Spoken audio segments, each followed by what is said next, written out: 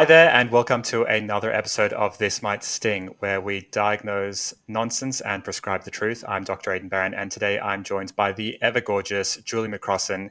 Julie, it's so great to have you again with us today, and I'm very excited to introduce our special guest for the day, Jessie Lenn. Today, we're going to be interviewing Jessie about the work of Community Health Support. Jessie's the co-founder and executive director of CHS, or Community Health Support New South Wales, which is a not-for-profit organisation dedicated to enhancing community health resilience. Jessie has a background as a physiotherapist in both public hospitals and in private practice, and has worked across multiple fields, including orthopedics, neurology, aged care, ICU, and has a passion for accessible, community-based care, which led to the creation of CHS New South Wales. And this organisation aims to empower individuals and strengthen emergency medical response at the grassroots level. Jessie, welcome.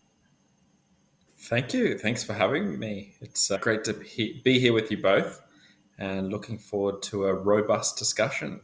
And I should say, Jessie, this is all totally new to me, this community initiative of yours. I understand it involves 24/7 medical support powered by the community. So I'm absolutely fascinated. But you kick off, Aidan, and I'll join in later.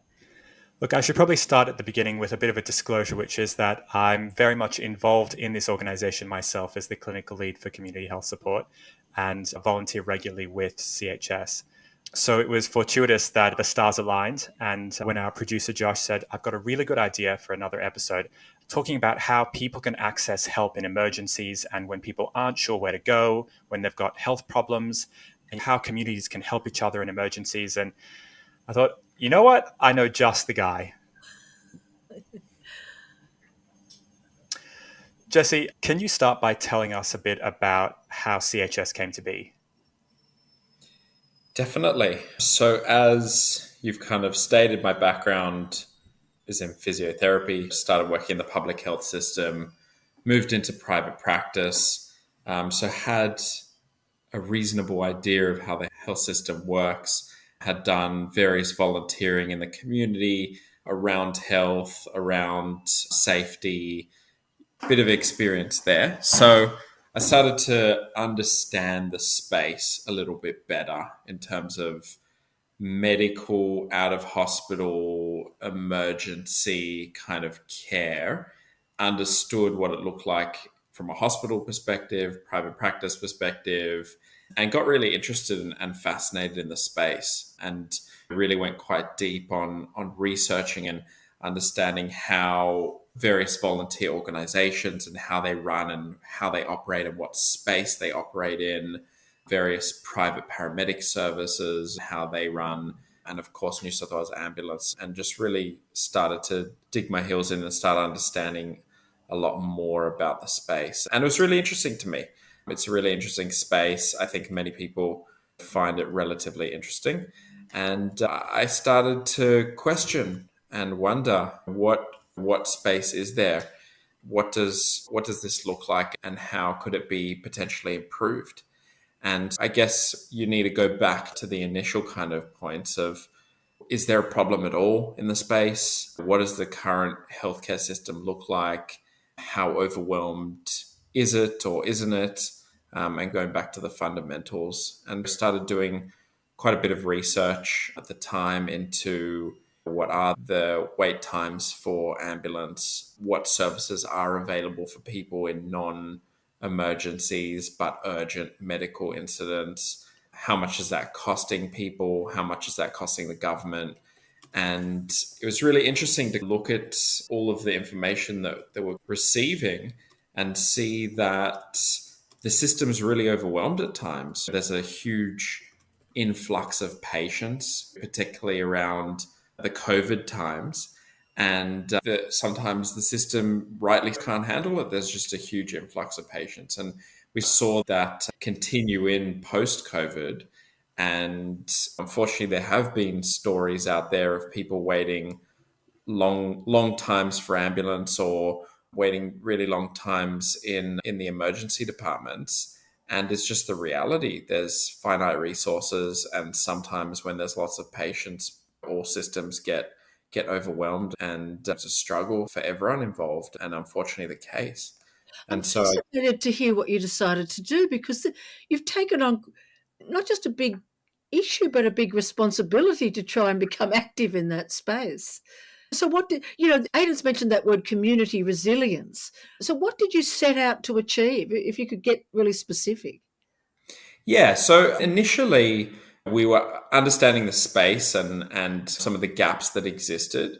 We initially went out to enhance the resilience of our local community. And we did that through CPR and first aid training and trying to provide as much of it as possible at very little or no cost to the community. Our idea is that if we could prepare people in the community for medical emergencies, that we will hopefully start to close the gap between medical emergency occurring and effective help arriving. And so we started by providing that training and education. We started by providing volunteers to attend high-risk community events.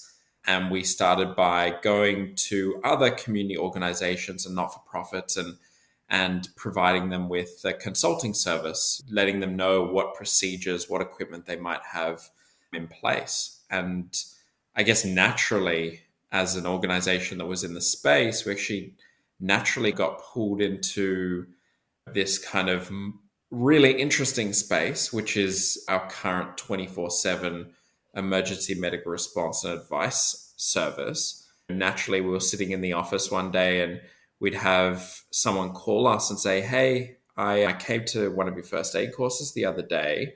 My kid's actually hit his head. He's come home from school. He's been vomiting a bit. He's a bit dizzy. What should I do? I'm not sure what to do. And all of a sudden, there was this light bulb moment of, we've got lots of volunteers. We've got a community that trusts us. And why don't we start exploring this and looking at what we could make this into? And that kind of led to the inevitable creation of the emergency response and advice part of our service as well. I know, Aidan, you're really involved with this, so I'll just tell you the question, gentlemen, that's on my mind, and you'll decide who's best to answer it. But I live in Adelaide now, but I lived in New South Wales for a long time with a mother who regularly rang the ambulance service. And here in Adelaide, a couple of years ago, my partner fell off a wall and I rang the ambulance. So I'm trained in this notion of you ring 000. And so I guess I'm really interested in how this community health support service within the area that you're active interacts with that mainstream 000 obligation, because of course delay can be not good for a patient too, or the soon to be patient. So that's the questions that are in my mind. Yeah, definitely. I think to kind of go one step back from that and just give you a brief understanding of how our system works when someone does call. When they call, they're met with a voice prompts, a virtual triage, which is a self-triage. If someone believes that this is an emergency, they'll press 1. If they believe that it's urgent but not an emergency, they'll press 2. And non-urgent health advice, they'll press 3. Now, let's just say it is an emergency, someone's collapsed in the middle of the street and someone's called a 1300 number, they will press 1 for emergency. One of our emergency call takers will answer the phone and find out their location and the specific incident that they're calling about. Now, if what they describe meets our criteria of an emergency, then we will send responders, but we'll simultaneously add 000 into the call. So it's 45 to 60 seconds of speaking to us. And the benefit is that now you not only get 000, but you also get nearby community first responders that are local, nearby, usually minutes away, that are equipped and trained. So you get the best of both worlds in the areas that we cover within Sydney's eastern suburbs. Julie, the thing I'm most interested in, and find other people tend to be the most interested in, is why would you do this and why would you not just call the ambulance service? If my child is having an anaphylactic attack or if someone stops breathing, why would I ever call a bunch of volunteers when I could just call 000? And what's the real benefit there? What added benefit does a community organization like this deliver. That's exactly what I'm thinking. Jessie, can you speak to that? I can definitely. Early on, it's been 2 years now since we launched this, and early on, it was a more difficult question to answer because I didn't have real life examples to give. But now, on a daily basis, we have real life examples, and it comes down to our volunteer network being embedded in the local community. It could be your neighbor, it could be the person that lives 2 streets away, it could be that someone's just visiting a friend nearby that gets alerted of the medical incident that's occurring. And it comes down to their ability to get there. They're highly trained, they have medical equipment that can assist.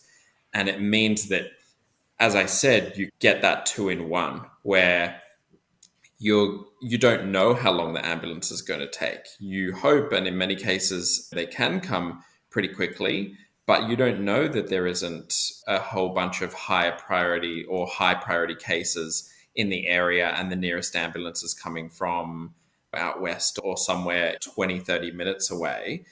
You hope that they'll be there quickly, but you don't know. And in many cases, what we've seen is that our responders, our volunteers will arrive on scene 5, 10, 15, 20, an hour before an ambulance arrives. And it means that we can start providing that treatment early and stabilize the patient in emergency cases. And in perhaps non-emergencies, but some sort of urgent incident, we can reassure the patient and we can speak to them and we can get everything in motion to support them while we await the ambulance. Or in many cases, 25% actually, we are able to avoid or cancel an ambulance altogether because we're able to go through, assess the patient, go through our processes and speak to the duty managers and make a decision that perhaps there's a more appropriate pathway that this patient can go down that will actually alleviate the pressures on the health system and on the ambulance service. And how's it gone developing that cooperative relationship with the ambulance service? Because it's a deal of trust with your service as well, isn't it? Yeah, definitely. We're very fortunate that there have been a number of really helpful players within the ambulance service that understand our model, that understand the local community, understand the need, and have been really collaborative and appreciative of the support. And so we were in regular contact with various players in the ambulance service to make sure that we're only continuing to add a benefit to the ambulance. We're by no means a replacement of an ambulance service, and we don't try to be that. When paramedics arrive from New South Wales Ambulance, whether you're a doctor, a paramedic, first responder, whatever you may be, we're always handing over to the New South Wales Ambulance paramedics for them to take over. And we've been very fortunate to have built a great relationship with New South Wales Ambulance in this space, which helps a lot. And as you can imagine, we have a lot of interaction. So it's very helpful to have that kind of higher level relationship with them. Can I ask you, how do patients or families hear about you so that they know to ring you? How do you build that connection? And there's something called Health Direct. Can you explain what that is and how that works in with what you're doing in Eastern Sydney? And I'd love a couple of examples too, would be great. Yeah, definitely. So how do people find out about us? Mostly local marketing, word of mouth. We spend a lot of time and we put a lot of time and effort into the marketing channels that we use, and local newspapers, mail drops, things like that, just to provide education to people about our services and of course how to get in contact.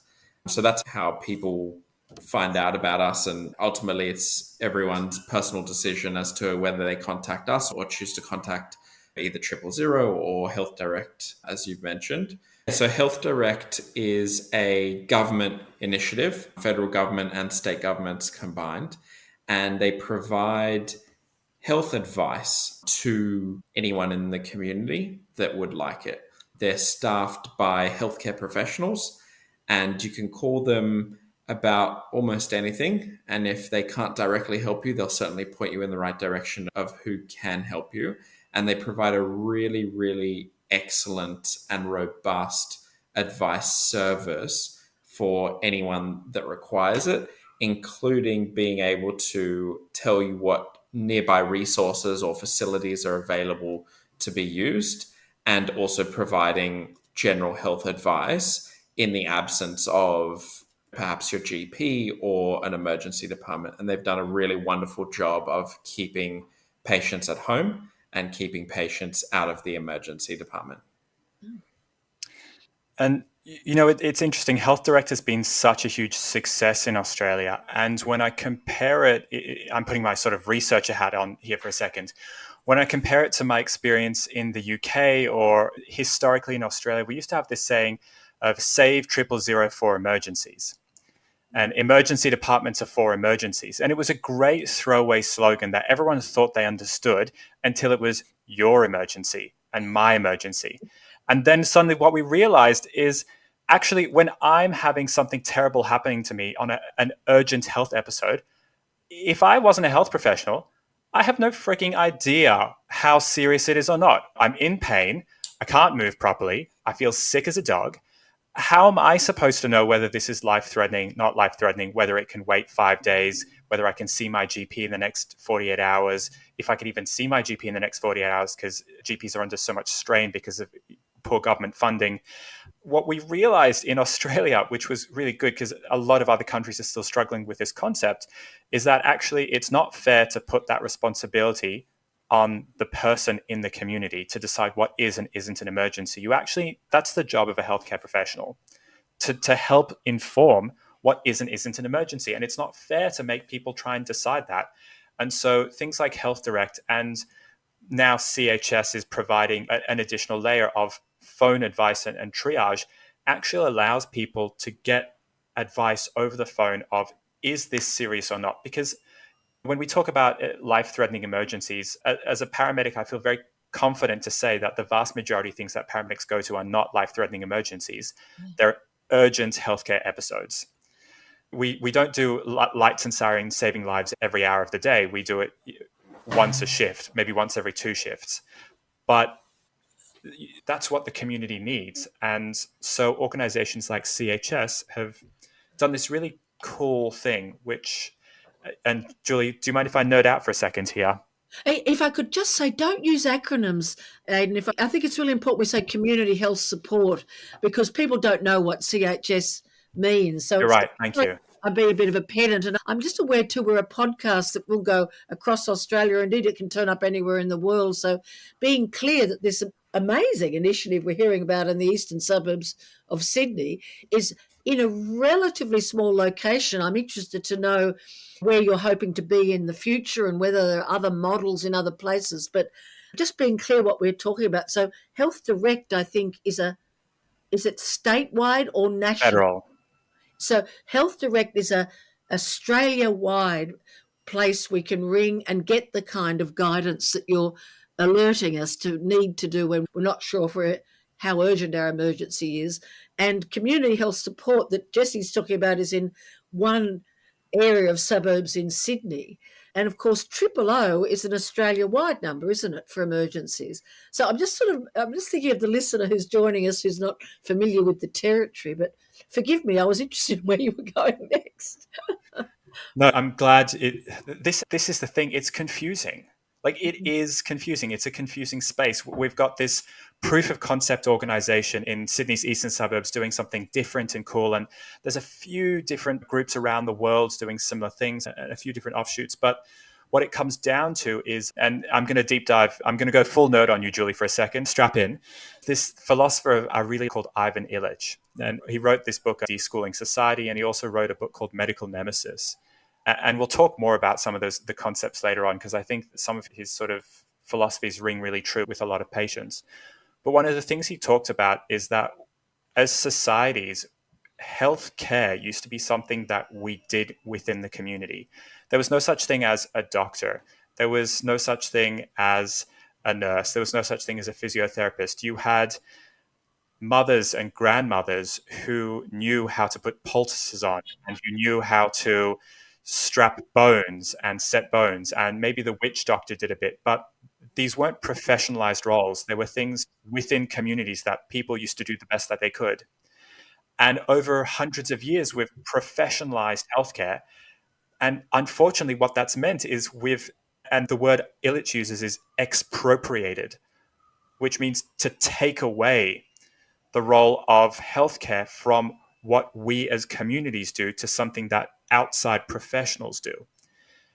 And so what that means is as communities, we can become vulnerable when suddenly the system, which is full of professionals, becomes overwhelmed and doesn't work like it's supposed to. And then the real question is, what can we do as communities to try and take back some ownership of our own care during an emergency? I'm just going to try and jump in after that conversation about Illich. At one level, Dr. Aidan Barron, I'm startled by this exploration of Illich because our whole podcast, This Might Sting, is based on a commitment to evidence-based healthcare, evidence-based medicine, and not misinformation.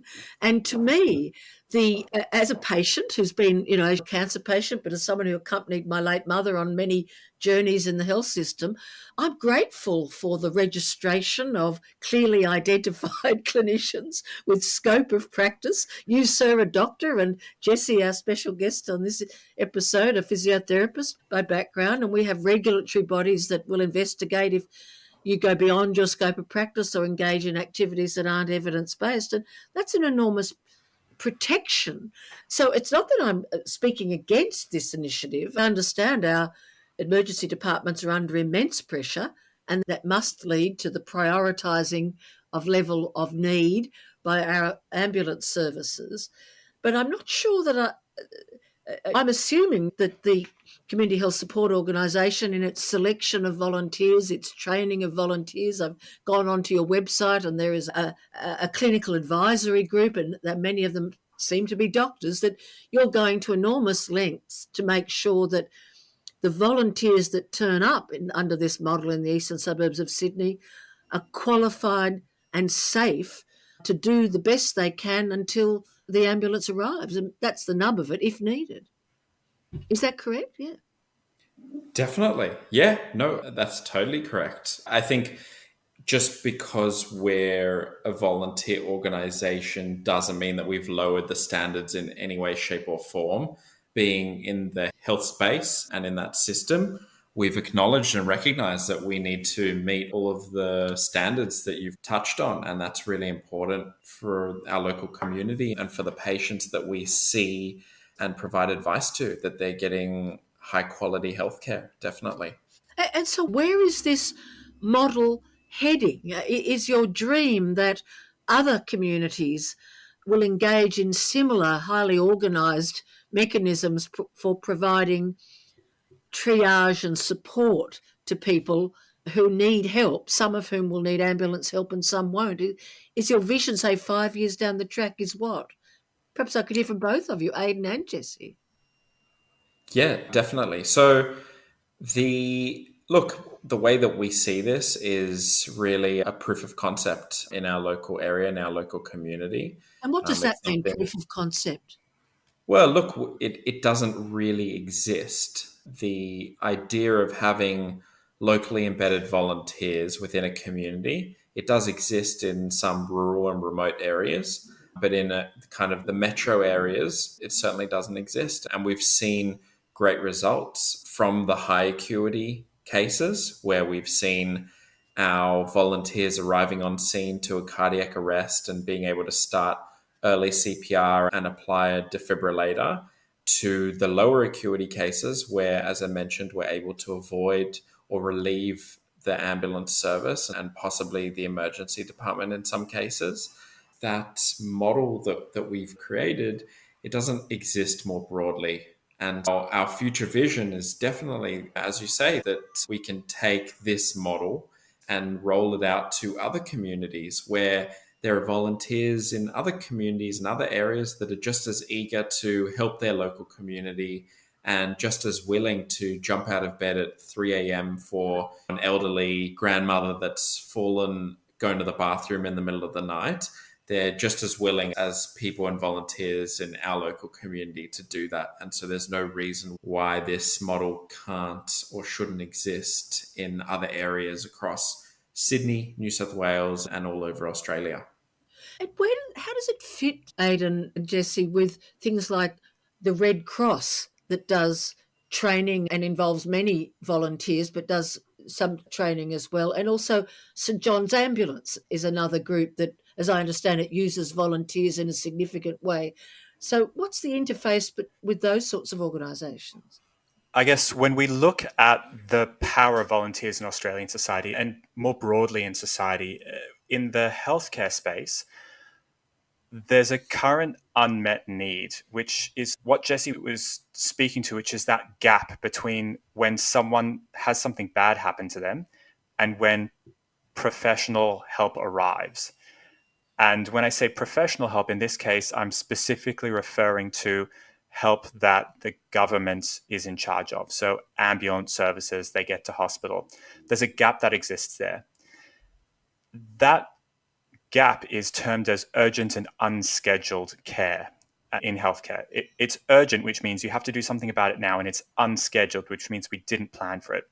Organizations like the Red Cross, like St. John Ambulance, like Surf Life Saving, they provide incredible care to the community and they save lives every year in Australia. But they provide emergency care in a planned way, which is that they do first aid at events, they patrol beaches, they do disaster relief to areas affected by floods, bushfires. What we're talking about, which is not yet being solved in Australia, is that when you and I are lying in bed at night and something bad happens to us on a Tuesday night, who in my neighborhood is going to be able to come to my aid in the gap between when something bad happens and when the ambulance service and professional services are going to be able to come and rescue me? And that is where I think there's a role for communities to take on increasing ownership of self-rescuing, of rescuing ourselves. And I want to be very careful there because there's, as you so rightly identified, we have regulation in Australia and we have one of the safest healthcare systems in the world, right? And so when it comes to using volunteers who are professional in their attitude, but many of whom might not be healthcare professionals, there are certain scopes of practice of what they can and can't do. And there are certain things like CPR, EpiPens, automatic defibs, asthma puffers, the green whistle. These are all things that highly trained medical or first responders can give to help save lives that you don't need to be a nurse, doctor, paramedic in order to do. I see. And the green whistle I happen to know because when my partner fell off the wall, the green whistle was vital during a rather long ramping outside a hospital when we couldn't get into the emergency department. And I can also see that because I'm the 70-year-old on this podcast, Jessie, I am the baby Not a boomer. day over 50. You don't look a day over 50, Julie. But I am the personification of the baby boomer demographic bubble that everyone's been talking about in healthcare. So I'm very aware that as we look forward 5, 10, 15 years, the pressure on our emergency departments, on our ambulance systems and so on is going to be increasing. So I can see the vision.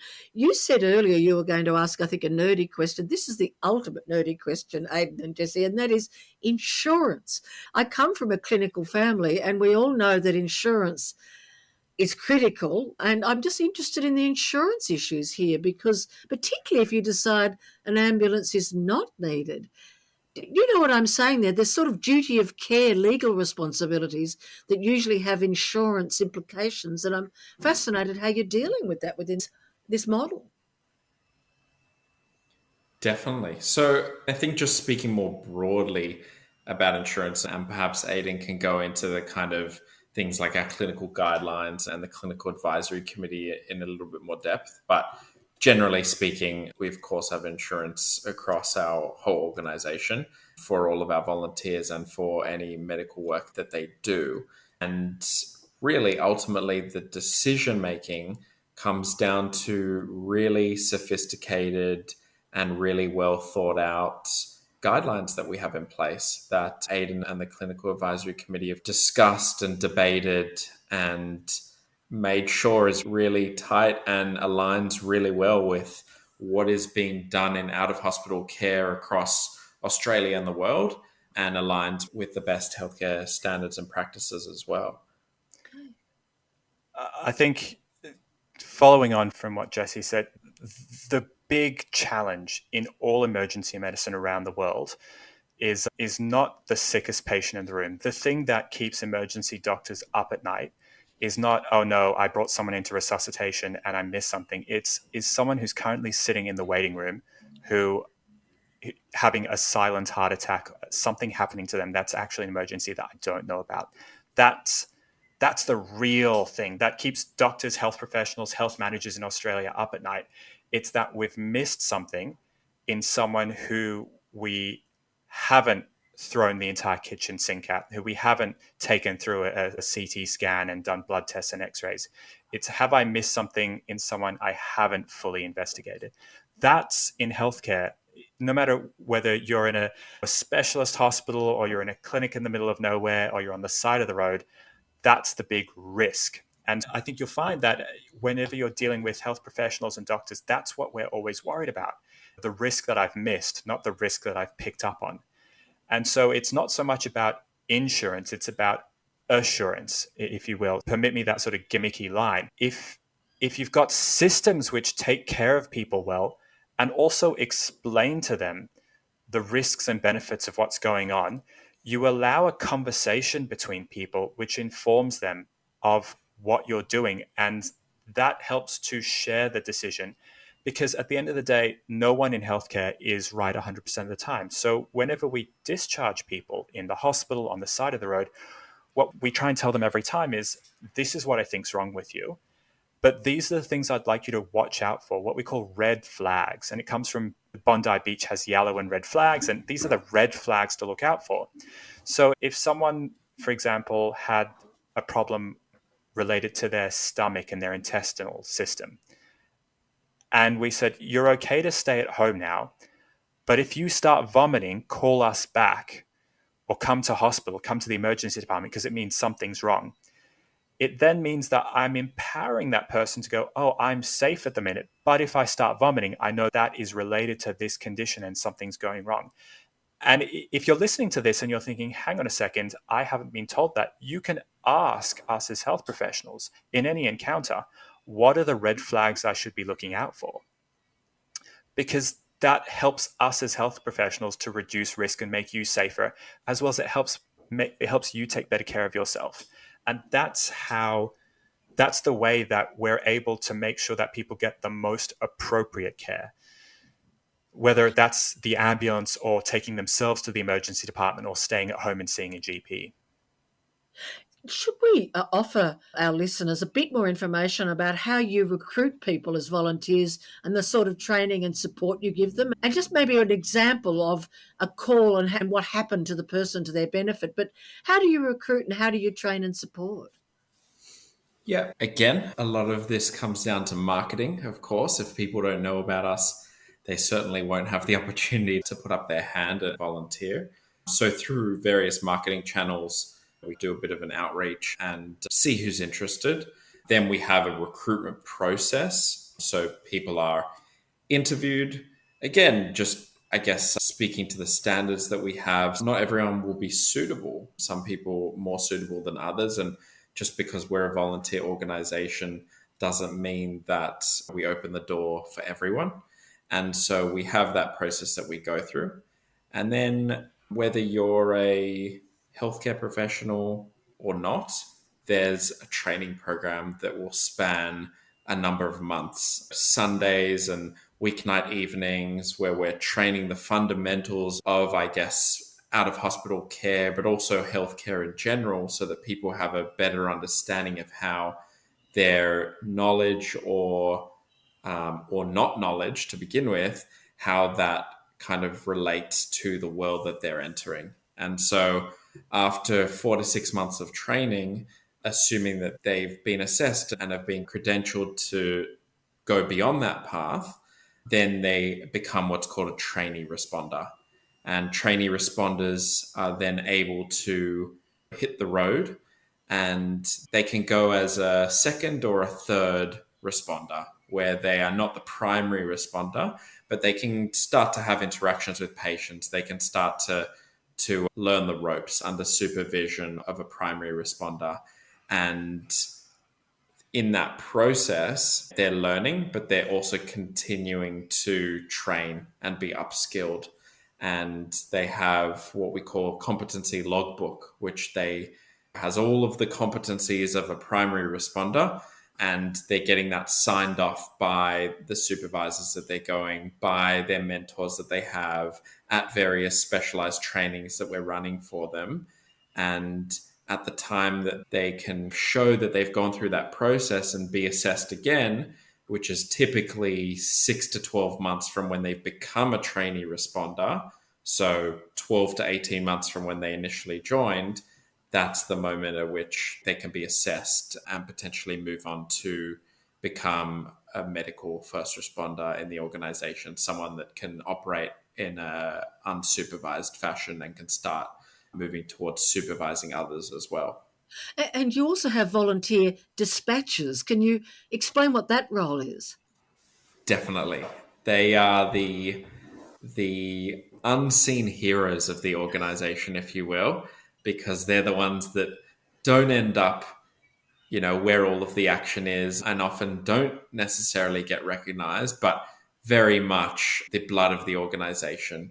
And so for dispatchers, it's a little bit of a more simple process, if you will, to get trained as a dispatcher, because there's less clinical knowledge and more understanding the rules and understanding the flow charts and all of that. So again, recruitment process, interviews, not everyone's suitable to come on board in that role.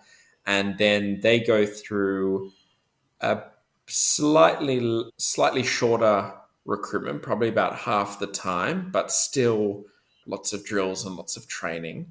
And then they too will go through a assessment period where they will be assessed in kind of real life conditions. And they will also move on to become a probationary dispatcher if they pass that assessment, and will continue training and will continue having mentorship and having all of their calls audited and provided with feedback, and will basically continue operating as a dispatcher and moving through the ranks to off their probationary period and then into kind of senior dispatcher roles and more mentorship and training facilitator roles as well. For people listening to this who are unfamiliar with volunteer-based organisations, it can sound quite extraordinary, but you've reminded me, I watched religiously a series on our SBS TV in Australia's special broadcasting service that was about the rescue off the coast of the United Kingdom.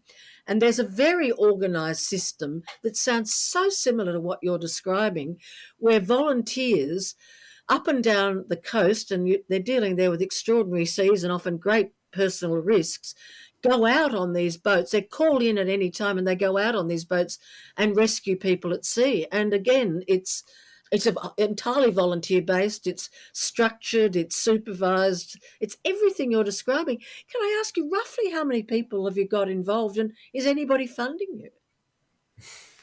Yeah, I think just to your point about the power of volunteerism, it's really incredible to see. I truly think that there is not many things that are stronger than the heart of a volunteer, someone who's doing it of their own free will and for something greater, or they feel as though they're doing something greater than themselves, and in almost every case they are. And this is it's just an incredible space to see and to follow and to be a part of. So we now have coming up on 120 volunteers in the organization. It's probably a 70-30 split of responders to dispatchers. And we're growing, and we're constantly growing and recruiting and building on that to be able to continue to provide the service that we do as it scales and the demand grows as well. And on the funding side, we're very fortunate enough over the last few years to have a lot of very generous philanthropic support through donations. We have a couple of corporate partners as well that support us. We've received various grants through the federal, state, and state government, as well as on a kind of a local council level. But the bulk of our kind of support comes from donations, comes from people that like what we're doing, perhaps have been a beneficiary of our service, or just really believe in our mission and understand that the importance of it being there and feel as though it's a safety net for everyone in the local community. But every year we run what we call a giving day. And that's an opportunity where for 12 hours we get the phones going and we call the people in the community that we know and might support us. And we say, this is who we are and this is what we're doing. And we'd love it if you supported us. And funnily enough, our giving day is coming up on the 4th of May. So we're gearing up for that. And hoping that the community will step forward in a big way. Like they did last year, we had 1,300 donors in 12 hours, which was really remarkable to see the support of the community and the belief in what we do and in our mission. Aidan, I'd love to hand back to you now on what you think are issues or information that we should offer our listeners. And I guess I'm also interested in your vision. You clearly have a passion, is that a fair word, for the notion of community offering mutual aid and support to each other, albeit within a well-trained and safe framework within the health context. So, over to you. Thanks, Julie. And thank you again, Jessie. The dream in pre-hospital and emergency medicine, paramedicine, is that common people walking around on the street are the first to take action when someone has a life-threatening emergency, and that a passerby starts CPR, a passerby yells, help, does someone have an EpiPen, put someone in the recovery position. Almost all of the interventions that are life-saving that we offer in ambulances and in hospitals rely on that first few minutes of bystander aid. And so the whole weight of the last 120 years of resuscitation research is essentially waiting there for people in communities to help each other, because the chain of survival doesn't continue. And that chain of someone starting CPR, someone getting an AED, someone calling 000, and then an ambulance rocking up, it just doesn't work without the first few links. And so it's a research area for me, and it's something I'm passionate about. And I'm excited to see organizations like Community Health Support and hopefully other organizations similar to it around the world starting to embrace this philosophy, because there's no competition. It's a mutually beneficial collaboration between communities who are taking ownership of those first few minutes and saying, actually, yeah, we want good outcomes. We want to take care of each other. And professional health services going, we're so glad you did the first few things so that now we can do our job and get the best outcomes possible.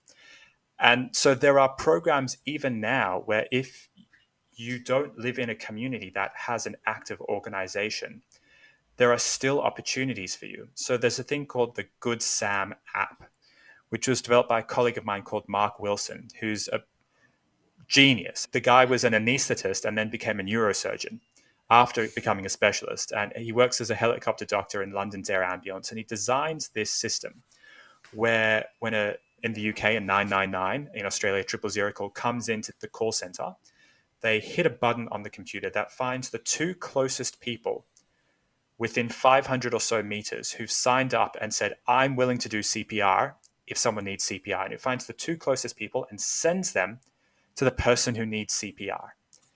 And that has had the most remarkable outcomes. I have friends and colleagues who've successfully resuscitated 3-year-olds, 83-year-olds. I've personally been really fortunate to be a Good Sam responder for a while and to have been part of some really wonderful resuscitations. And Good Sam works in most of Australia. Most Australian states now have active Good Sam programs. New South Wales does. Victoria, which is now one of the safest places to have a cardiac arrest in the world, has a pioneering Good Sam program. In the United States, they've got different programs. In the UK, they've got Good Sam. So there are opportunities that you can get involved in today. You don't even have to be formally first aid certified. You just have to be willing to do CPR, and you can sign up for one of these. But if you wanted to take a step further, I think speaking to the power of volunteering, there are so many people in our community who get so much benefit from being a part of something. And as we've spoken about before, Julie, loneliness is such an epidemic in today's society. Being part of a volunteer organization is the antidote to some of the mental ill health that, and frankly, physical illness that comes from loneliness. So if you're listening to this and you're thinking, gosh, I wish I could do something like that, I'd say do it.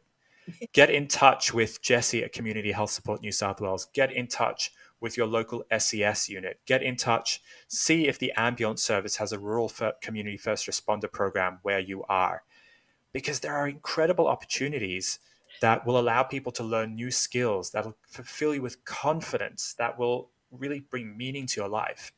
And ultimately, it saves lives. Like, the reality is, the research shows time and time again that it's about people in the community, your next door neighbor, being willing to step up in an emergency and save your life. And it works. I am making a personal commitment that I'm going to do some first aid training and some CPR training. That's something everyone listening can do if they haven't done it already. Because it's true, isn't it? Our health systems are going to be under increasing pressure as the baby boomer generation ages. It's already happening, isn't it? Totally. And it's not just about, you can have the world's most perfect healthcare system. We could have an empty hospital and 50 ambulances waiting outside the hospital ready to respond to you. And it would still take more than a few minutes for them to get to you. Yeah. So even in the best set up system, and keep in mind, we have an amazing healthcare system in Australia. We have an incredible quality of paramedicine here, a phenomenal world-leading ambulance services, a really great hospital system compared to a lot of other countries out there. Despite that, it still takes a few minutes for someone to get to you when you need help. Notwithstanding, we also have hospital pressures at the moment. And when you say paramedicine, what is a paramedic? What is paramedicine? So, great question. A paramedic is a healthcare professional who has become an expert in the care of patients outside of the hospital. And traditionally, they were employed by ambulance services, and most work for the ambulance services. Nowadays, you might find some in clinics or in other areas, but it's someone who's gone through, nowadays in Australia, a degree program, so a bachelor's degree of paramedicine or equivalent, who practices as a paramedic, who's registered as a paramedic, and has a bunch of advanced skills where they can make diagnoses, they can give high-level drugs, put drips in, cardiac monitoring, shock your heart back, do a whole bunch of things which traditionally were the remit of only doctors in emergency departments, to bring emergency care to the patient. Shock your heart back. If it ever happens to me, gentlemen, I want to be shocked back. And I realise I have to get my partner and my neighbours to do the training too, don't I? I just suddenly realise I'm in a small cul-de-sac here just outside this window. And we all ideally can help each other. That's what you're saying, when we're in trouble, until other experts can arrive, if needed. Yeah. And Jessie fields calls all day and every day from people who aren't sure whether what they're having is an emergency or not. Jessie, what's a message you would love to leave people with? I think that if you're unsure, get in touch with, whether it's Health Direct, or if you're in Sydney's eastern suburbs, Community Health Support, or these days 000.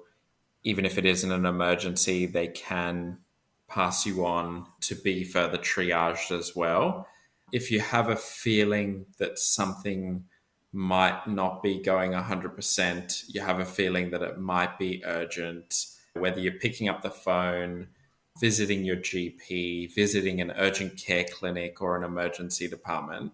We obviously hope that the pathway is the most suitable for you, but it's better to be safe than sorry when it comes to health. And there are too many cases where people shrugged off a few things that they probably should have gotten checked out, and unfortunately have had pretty poor health outcomes as a result. So if you're not sure, seek help, and hopefully it's nothing major, but it's better to be safe than sorry at the end of the day when it comes to your or your family and friends' health.